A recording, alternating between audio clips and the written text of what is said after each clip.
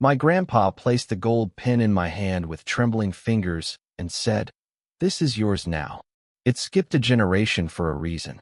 But days later, it was gone, and my dad claimed he inherited it, not me. He said, "Tradition is father to son, not grandfather to grandson." I didn't argue. I just made one call. Before we continue, thank you so much for your support. Every like, comment, and view means the world to us. We're on a mission to reach our first 1,000 subscribers, and we'd love for you to be part of that journey. If you haven't already, hit that subscribe button and let's grow together. Now, let's proceed. My grandfather's hand trembled as he reached for the drawer beside his hospice bed. The air in the room was thick with the scent of antiseptic and finality. I sat there quietly, trying to act normal while pretending I wasn't holding back tears. He looked at me with eyes that had seen more than a century's worth of triumphs and betrayals. Then, with a frail smile, he pulled out a long, slender box and placed it into my hands. "It's time," he whispered.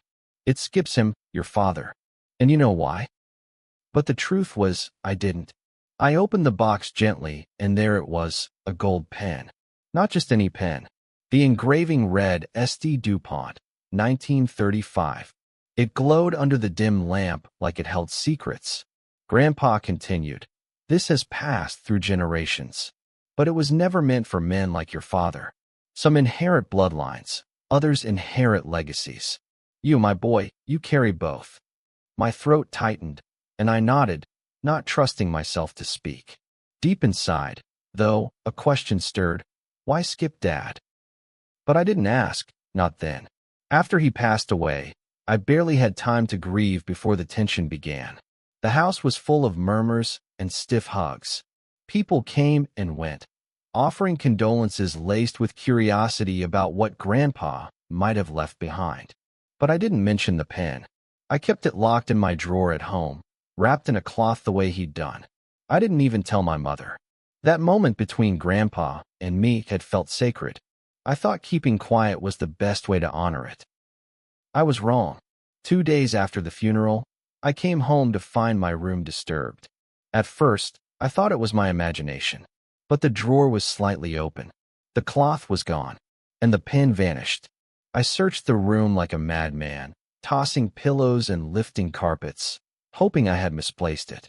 But I knew I hadn't. My hands shook, not from fear, but from fury. Someone had taken it. And in my gut, I already knew who.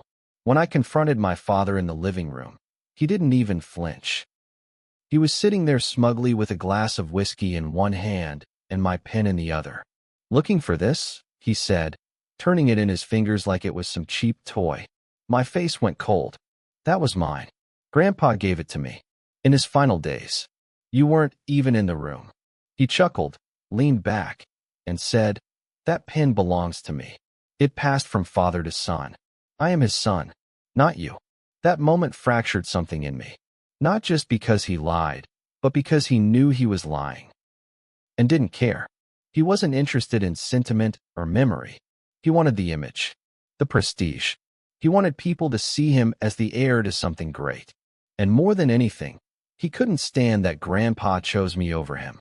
"You never visited him," I said quietly. "You abandoned him when he needed you most."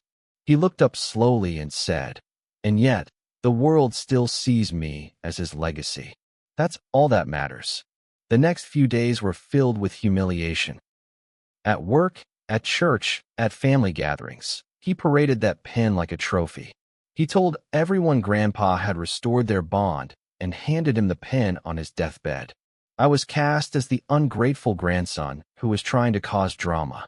Even my uncle, who barely spoke to my father, said, "Well, it makes sense. Father to son. That's tradition." I wanted to scream, but I didn't. I stayed quiet, not out of fear, but because I understood something my father never would. Legacy is not just inherited. It's earned. And while he may have stolen the pen, he hadn't stolen the meaning behind it. That belonged to me, and so would everything else. So I waited. I listened. I began gathering every clue Grandpa ever left behind. If my father wanted to steal history, Then I'd burn his entire lie to ash with the truth. And when I was done, he'd wish he had never touched that pen. My revenge wouldn't just be justice. It would be surgical. Because I wasn't his son anymore. I was his reckoning. For days, I lived like a man possessed. My job didn't matter. My phone rang unanswered. I barely ate. I spent my time combing through my grandfather's old study, now sealed in boxes stacked in the back of the garage. Dust layered everything like a burial cloth.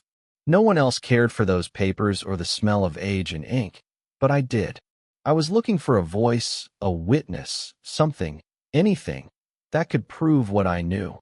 My grandfather never meant for my father to have that pen. And I would find it, even if it broke me. In the third box, beneath bundles of yellowing letters tied in black string, I found a folder labeled Private Legacy.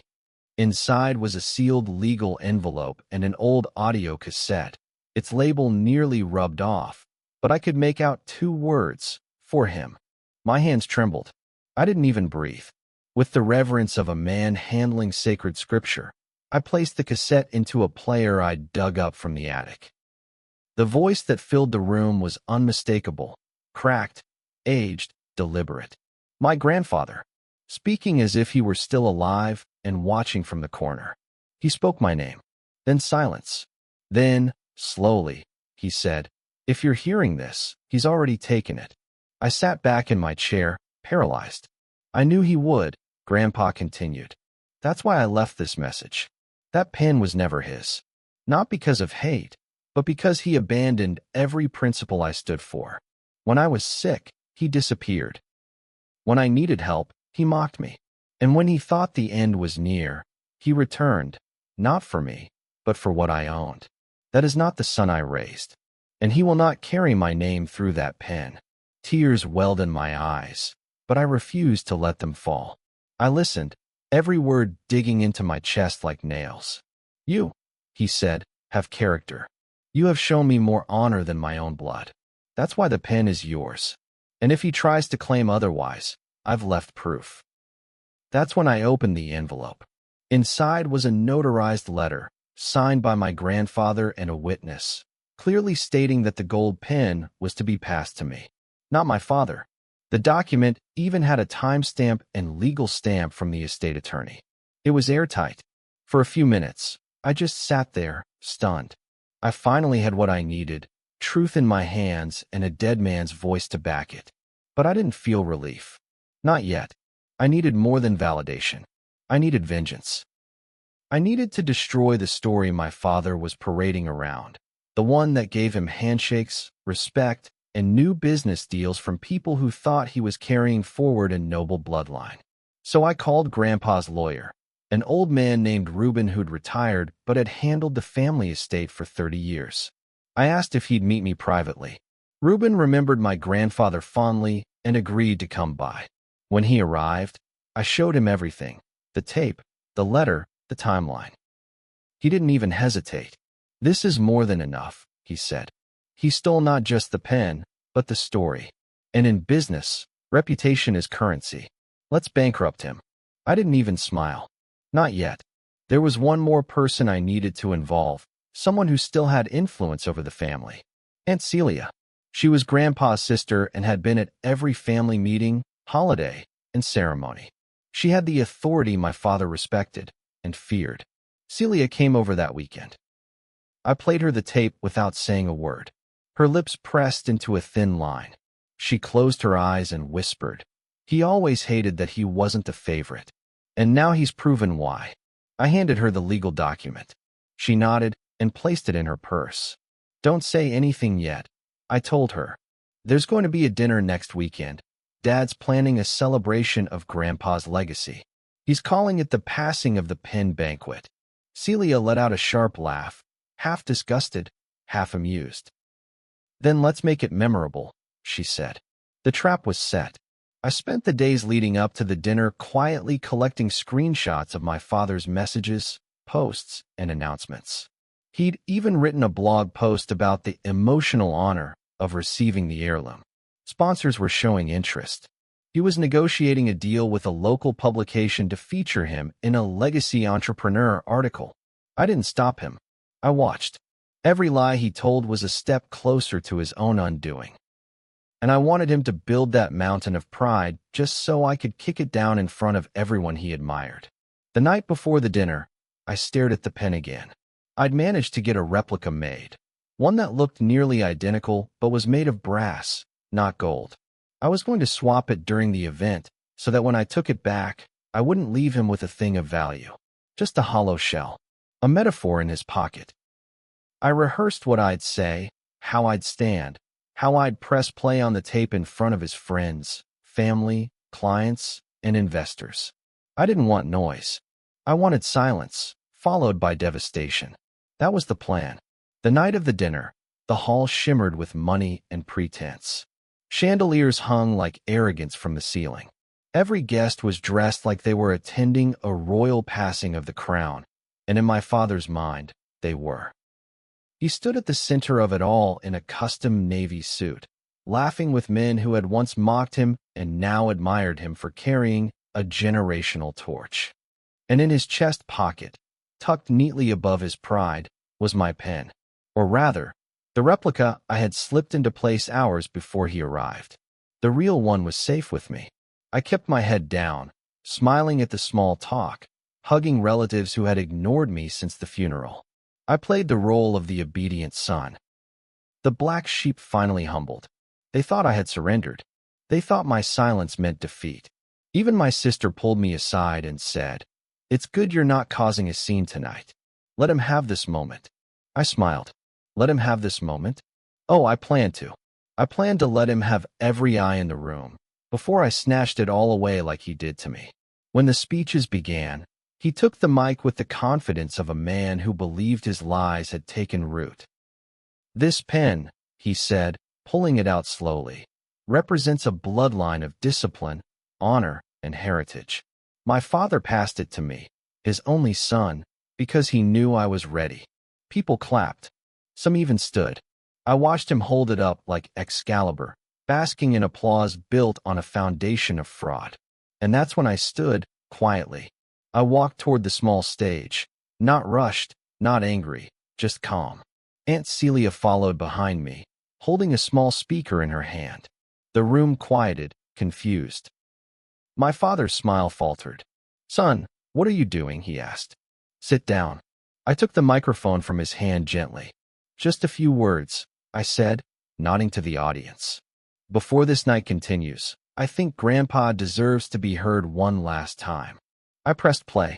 The room fell silent. His voice, weak but firm, filled the air. If he's taken it, I knew he would. He was never meant to have it. The pen belongs to my grandson, not my son. He abandoned me. He came back for things, not love. I do not trust him with legacy. A gasp, then another. I could see confusion turning to realization. My father reached for the speaker, but Aunt Celia stepped between us. "Let it finish," she said coldly. "He earned this." I pulled the notarized letter from my jacket and handed it to Reuben, who had just entered and walked straight to the front. "Legal proof," he said, holding it up. "Signed and stamped. The pen was left to this young man, not his father. And your lies," he turned to my dad, "end here." The applause earlier had turned to absolute silence, thick and suffocating. My father's face drained of color. "This is manipulation," he hissed. "A setup. He forged it. He's trying to embarrass me." I turned to him slowly and said, "No, Dad. You embarrassed yourself. You robbed a dying man's wish for pride. And now, you'll lose more than a pen." I turned to the crowd.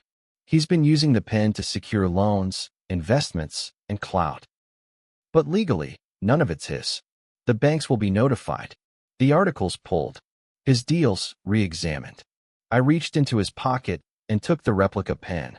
"And this?" I clicked it once. "This isn't even real." Just like his story. People began whispering. Two of his business partners quietly left the room. His friends looked down at their shoes. My sister walked away in silence, eyes wet with shame. My father stood frozen, his chest heaving, jaw clenched, but there was nothing left to say.